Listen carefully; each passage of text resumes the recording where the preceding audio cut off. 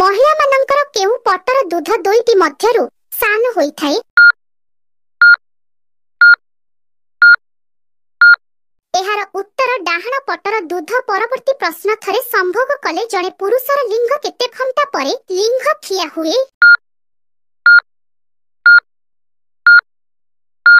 ଏହାର ଉତ୍ତର ଅତି କମରେ 45 ମିନିଟ୍ ପରେ। ପରବର୍ତ୍ତୀ ପ୍ରଶ୍ନ, ସମ୍ଭୋଗ କରିନଥିବା ଝିଅମାନଙ୍କୁ ଗେହିବା ପୂର୍ବରୁ କଣ କଲେ ଯନ୍ତ୍ରଣା ହୁଏ ନାହିଁ ଏବଂ ଅଧିକ ମଜା ଆସେ?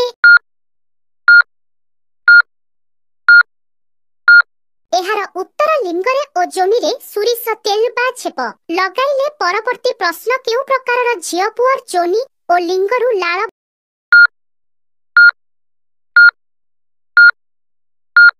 ଏହାର ଉତ୍ତର ସମ୍ଭୋଗ କରିବାର କଳ୍ପନା କରୁଥିବା ଝିଅ ପୁଅ। ପରବର୍ତ୍ତୀ ପ୍ରଶ୍ନ, ସହରୀ ଝିଅମାନେ ପୁଅମାନଙ୍କ ସହିତ ସମ୍ଭୋଗ କରିବା ପୂର୍ବରୁ କଣ କରନ୍ତି? ଏହାର ଉତ୍ତର ଲିଙ୍ଗକୁ ଚୁଷନ୍ତି। ପରବର୍ତ୍ତୀ ପ୍ରଶ୍ନ, ଜଣେ ଝିଅ ପ୍ରଥମ ଥର ସମ୍ଭୋଗ କରିବା ସମୟରେ ପୁଅକୁ କଣ କହିଥାଏ? ଏହାର ଉତ୍ତର କାଟୁଛି ଧୀରେ ଧୀରେ। ପୁରା ଆଜିର ଇଣ୍ଟରେଷ୍ଟିଂ ପ୍ରଶ୍ନ, ନୂଆ ବାହା ହୋଇଥିବା ପୁଅ ଝିଅ ସବୁଦିନ ସମ୍ଭୋଗ କରୁଛନ୍ତି ବୋଲି କେମିତି ଜାଣିବେ?